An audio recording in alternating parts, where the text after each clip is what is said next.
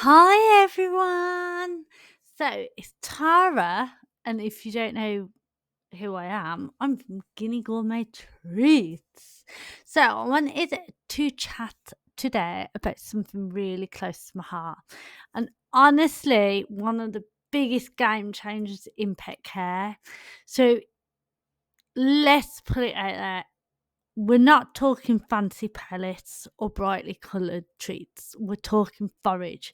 But this is coming from a pellet standpoint because I had a message saying that someone didn't want to order forage because I was quite happy with their pellets. And this is where we're going to sort of touch on why forage, my passion, is so amazing. So, rescues reach out to me quite a lot, and we get things like, "We're full to bursting. What treats do you do?" And do you know what? Not even rescues, even pet owners, and my answer's always the same. Let's look at forage. So, every expert absolutely agrees on this point. So, for rabbits, 85% of their diet should be hail grass, around 10% should be leafy greens, and just a tiny 5% should be pellets. And this is the same for guinea pigs, although it's around 85 to 90% hay instead of just 85%. So you can shove a bit more their way. But it is so important. And when people text me saying, "Oh, my pets are happy with, like, you know, pellets," obviously not amazing. Like, it's not something I like hearing because then I have to go and explain all of this. But, right, why though? Why? Because fibre-rich forage really does help keep their teeth in check. We're not just talking their diet, we're talking teeth as well. But it does keep their guts moving the way that they're designed to be moved. Like, they are, without a doubt, looking for forage to keep their guts going. And don't forget, fruit and veg is also forage. And why do you feed them more veg than fruit? We will get onto in a bit. But you've got to look at it like this. So, dental issues, tummy problems, and higher vet bills because of dental issues and tummy problems are almost always dietary. Absolutely. So let's break it down and let's make it simple, right? So I'm going to refer to rabbits and guinea pigs because that is just where I specialised with rescue. But this applies to, like, chinchillas and any other animals that, sort of fall into that group of sort of, animals that need hay to keep their teeth down, because hay does a good job. But bear with me. So, in these type of animals, teeth never stop growing. So, to help that, they need long, coarse fibre to wear those teeth down. So, research even shows that the silica in grasses and bamboos physically file teeth down. So, nature has literally gave them a toothbrush, essentially. And this is why I'm so passionate about, like, natural forages and that, because it's not just about their diet. It is literally what their body, every part of their body, is designed to do. So then you've got their digestive system. So, like, literally, most small animals that rely on sort of this sort of diet also have, now I'm not going to say it because I can't say it. I should have probably Googled this before I started recording this, in all fairness. But basically, they're good poops. They're good poops. Those ones that absorb the nutrients. that are created in fibre fermentation. Those are the poops that they need to eat again. So if their diet's too sugary, too starchy, that process breaks down. But if they've got unlimited hay, everything flows the way it should. Like literally, bigger, healthier poos are the sign that you've got it right.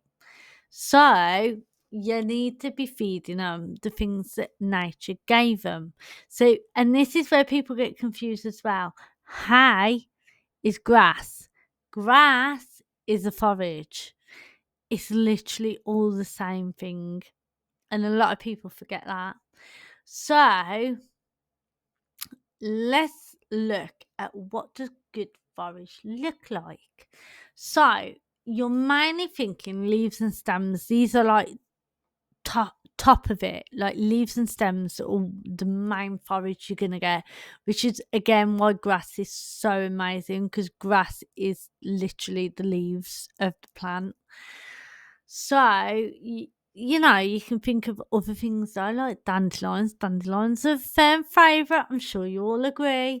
And you got raspberry leaves, plantain leaves, hazel leaves, sow thistle leaves. But then you've also got flowers, and flowers have their own benefits. So you can look at marigold flowers, cornflowers, rose flowers, chamomile flowers. But then you've got the twigs and the bark as well. So you got like apple barks, willow twigs, hazel twigs. But you do have to remember that for rabbits as well, that you need to add in a few leafy greens like kale, chicory, fennel, herbs. So you know, you gotta get a bit in there, but those are essentially forage. They are just plants growing. It's just that we grow it more efficiently than nature sometimes. But it doesn't mean nature doesn't provide what they need. So the key is 100% variety, rotation. So you need things that mimic what they'd naturally browse outdoors. Right, so now, also, do not get me wrong, I love a healthy treat, and so do the pets. And I provide healthy treats, not in abundance. It's not the thing that I'm gonna go out my way to provide in massive amounts, because it just doesn't align with what I do. But I will provide them, because who doesn't love a little bit of a treat? But here's the thing. Treats are there to support a good diet, not replace it. And this is where my debate with pellets comes in, because pellets are a supplement, not a meal. Like their meal should be made up of mainly like forages, and that includes your fruit and veggies, because as I've said, fruit and veggies are forage. Now, there is a bit of a swing on that though, because fruit is for sort of the occasional treat, not daily bowls. Now, let me explain this though, because if you look at any kind of plant that fruits, so whether this is a blackberry bush, a apple tree, you know, any sort of like strawberry bushes and that, the majority of the plant, if you look at it, the majority of the plant within seasons is leaf and stem. The fruit are in abundance for such a short amount of time. And then if you go back to that sort of what nature provides, if they were out in the wild, you get a fruit that is nowhere near as in abundance as leaves or twigs, for example, but everyone's going after because it's a treat, which means you can't get as much of it because everyone else is getting it. So that's why it's occasional. So even in that sense, it is such a sort of occasional thing, not like nature's telling you right there it is not to be given daily at all. And this is also why my things like banana chips are in small bags, not big bags. But my forages you can get in really big bags, especially seasonal forages. But that's another sort of video another day. We'll get there. So what do I do differently? So that that is what I do differently. That is why I started Guinea Gourmet Treats. So everything we make is literally around making forage the hero.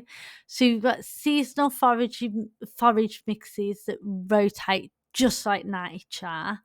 You've got single ingredient cuts like raspberry leaf or rose petals so that you know exactly what's in the bag. And then you've got stick bundles like hazel sticks, apple sticks, linden sticks that are absolutely safe for chewing. You've got small functional bakes that are really good for bonding, training, or medicinal uses.